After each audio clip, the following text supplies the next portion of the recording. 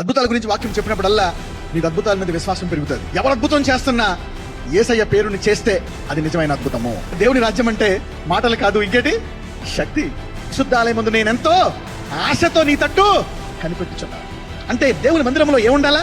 ఆశ. అందరూ ప్రభువా ఈ రోజు అద్భుతము జరగాలయ్యా నా జీవితంలో, ఈ రోజు నా ఆర్థిక పరిస్థితి మారిపోవాలా, నా ఆరోగ్యము పూర్తిగా కుదిరిపడాలా, నా పిల్లలు బాగుపడాలా, నా మొగుడు మారాలా, ఆశతో రావాలి.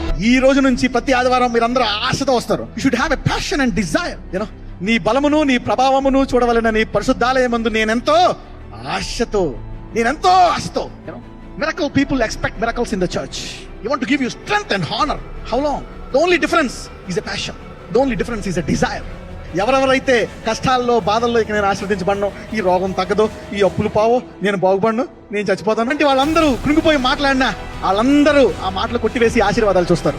నేను చచ్చిపోతే బాగుండు అనుకుంటున్నావా? నువ్వు చావు, నీ పిల్లల్ని చూస్తావు. నువ్వు నాకు ఆశీర్వాదం ఏదంటావా?